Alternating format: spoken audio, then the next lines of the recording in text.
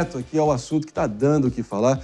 Segue dando surpresas a corrida maluca, né, meus queridos? Pelo seguinte, um dia após o outro, novos desdobramentos, novos posicionamentos, mesmo que seja retórica, com certeza vão ter um impacto no tabuleiro rumo à decisão final no dia 27 de outubro, no segundo turno. Então, quem achava que Pablo Marçal já não se manifestaria mais sobre os votos dele, se enganou. Agora ele resolveu condicionar o apoio a Ricardo Nunes no segundo turno a pedidos públicos de perdão. E olha, Marçal espera uma atitude não só do atual prefeito, tá? Ele ainda quer desculpas públicas do governador Tarcísio de Freitas, que ele descreveu como a maior decepção dele nesse momento, e também Jair Bolsonaro, que ele descreveu como ter um complexo messiânico. Vamos ver exatamente o que ele falou? Eu só estou exigindo retratação deles porque eles se dizem de direita. E eu estou provando que o Tarcísio não é de direita. O Tarcísio é uma péssima escolha que o Bolsonaro colocou aqui, que inclusive vai dar um pé na bunda do próprio Bolsonaro.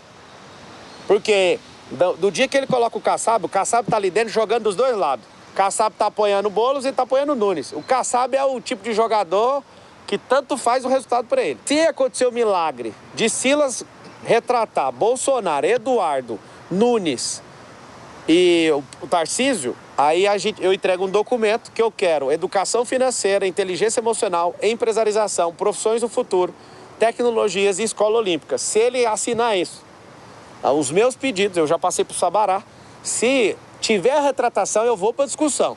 Discutiu, assinou o documento é uma coisa, ou seja, eu tenho convicção que eles não têm humildade para isso.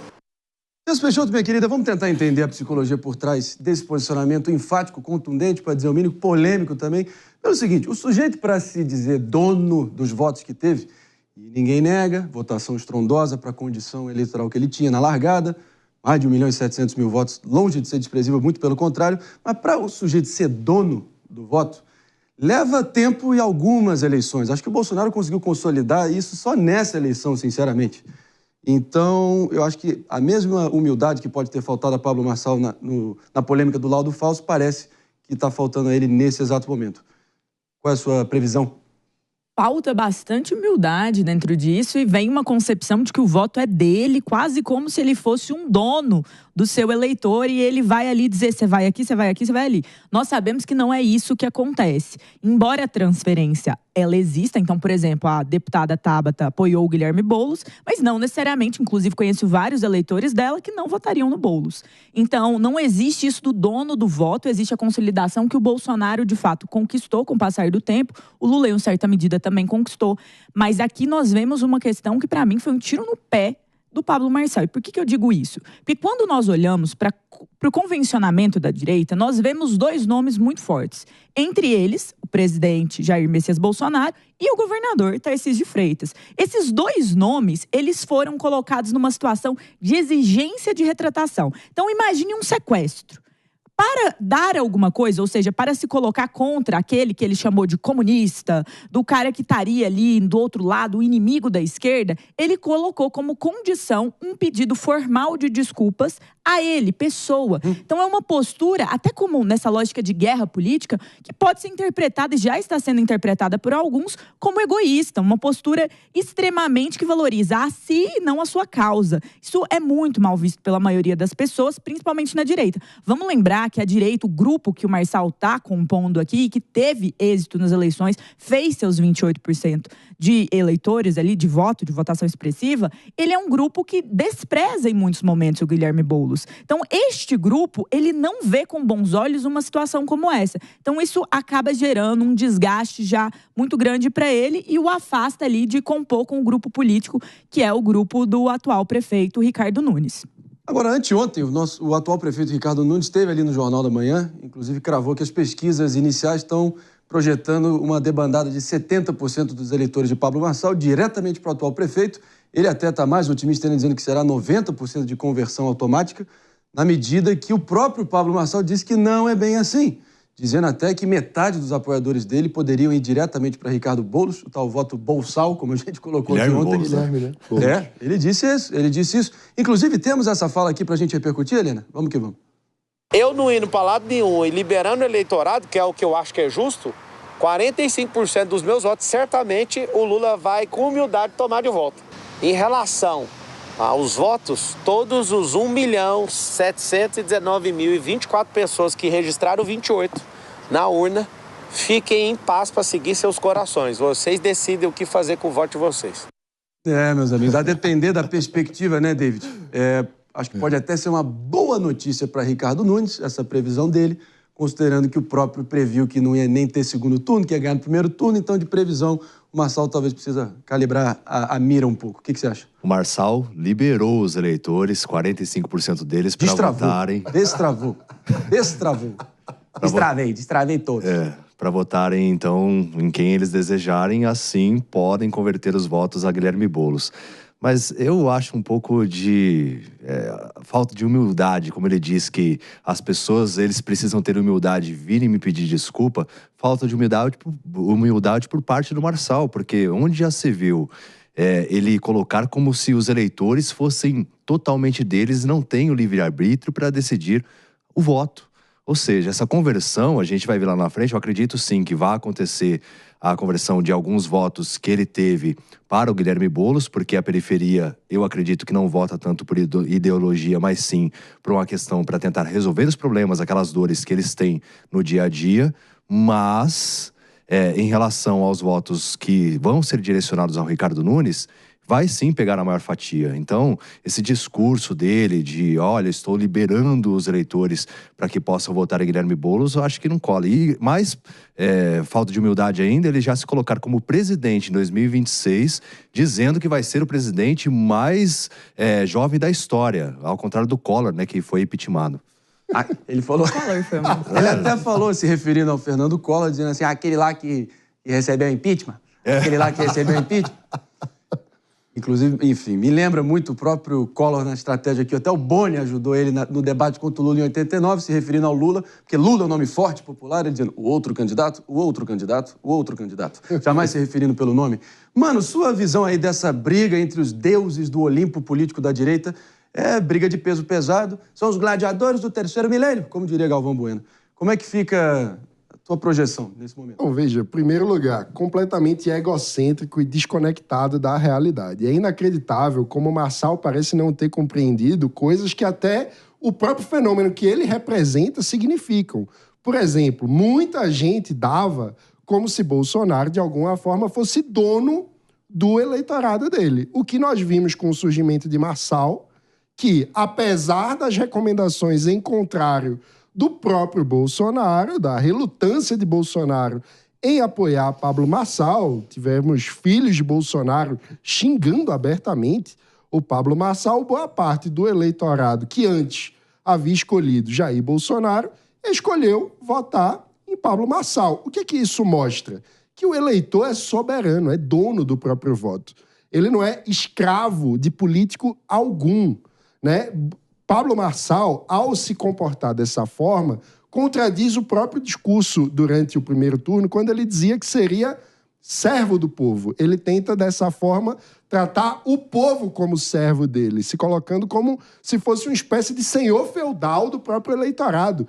É absurdo e completamente desconectado da realidade. Esquece também, veja só, que estamos falando de uma disputa contra Guilherme Boulos. O que nós temos de consistente ao longo da história democrática brasileira, desde a redemocratização? Nós temos dois campos políticos. Um representado pelas forças do trabalhismo, ou seja, pelo PT e pelos satélites do PT, sim, que nessa eleição estão encarnados em Guilherme Boulos. E, do outro lado, nós temos um campo cuja principal marca, ao longo de todas essas décadas, é o antipetismo, é o anti-esquerdismo. Ou seja, mais importante do que Bolsonaro, Marçal, Fernando Henrique Cardoso, José Serra, Geraldo Alckmin, Fernando Collor, o que sempre houve em comum do outro lado da marca da disputa política brasileira, a oposição a Guilherme Boulos. Ou seja, a oposição à esquerda, né? A oposição ao PT, ao que Guilherme Boulos representa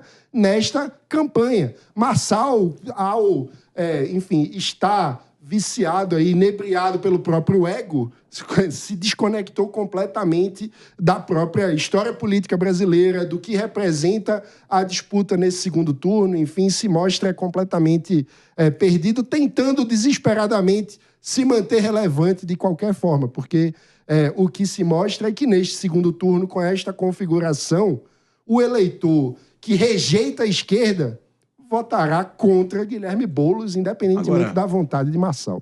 Jess, que fique claro, tá?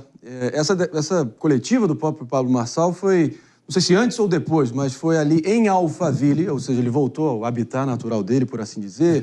Um grande auditório com um painel de LED que provavelmente custa R$500 mil atrás dele, e falando com a sua plateia de simpatizantes, fãs ou fiéis, a depender da perspectiva.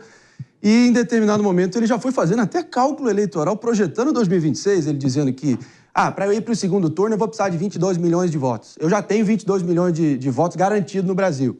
E que no segundo turno eu vou precisar de, no mínimo, 55 milhões de votos, aí do segundo turno é outra história. Então, impressionante como ele já está nessa de... inclusive dizendo que ele tem mais de 200 processos para responder, vai derrotar os 200 processos. Como é que você vê essa...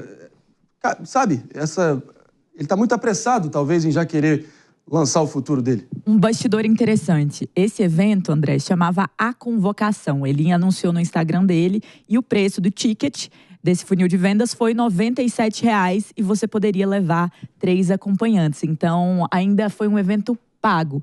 O que reforça muito aqueles que achavam que também tinham um quê de marketing para poder vender determinados cursos, determinadas visões por parte do agora ex-candidato à Prefeitura de São Paulo. Eu acho interessante que ele fez o cálculo e talvez ele esteja certo, talvez ele tenha tido um impacto tão nacional que ele tenha os 22 milhões de votos. A grande questão é que talvez ele não tenha o que é essencial, que é o aval do Tribunal Superior Eleitoral, o aval da Justiça Eleitoral para conseguir competir por conta dessa situação do laudo falso. Então, assim, não adianta ter os votos e não poder ter, de fato, a sanção da Justiça Eleitoral no Brasil. Então, eu acho que o primeiro problema que ele tem que resolver é esse. E aí, quando a gente olha para esse ponto dele, uma questão interessante é voltar para 2022. Cenário Bolsonaro e Lula, que é o mesmo cenário que agora está na prefeitura, querendo ou não. Que é o Nunes ali que está com Bolsonaro e o Boulos que está com Lula. Neste cenário, a direita, ela ficou muito magoada, com muita raiva daqueles que foram chamados como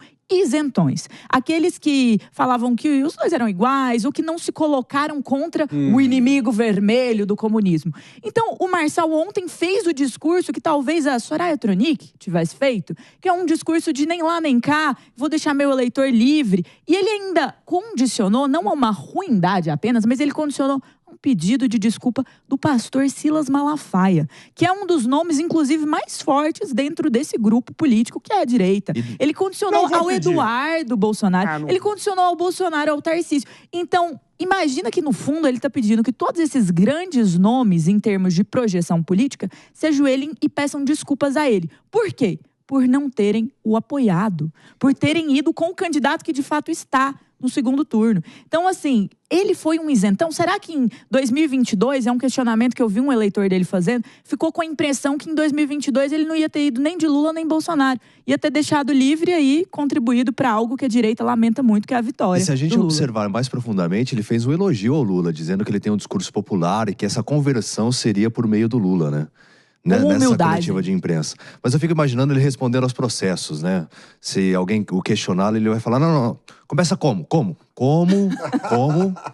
Sim, PNL na veia. Não, e um detalhe. PNL, para quem não sabe, é programação neurolinguística, que basicamente é o jargão, é a técnica dele que o Marçal usa, enfim, e muito. E usou até de forma... Muita gente se surpreendeu com a estratégia dele, que foi bombástica, que foi até inédita na política, ok. Mas para quem acompanha minimamente a atuação dele, não deveria se surpreender disso. Mas uma coisa que ele afirmou, ele disse que o próximo prefeito de São Paulo é Guilherme Boulos. Isso ele disse. Então, assim, para uma pessoa que construiu essa campanha na guerra e na briga com o outro lado, a direita versus a esquerda, é interessante que agora, até implicitamente, exista uma construção por parte dele de que a vitória está...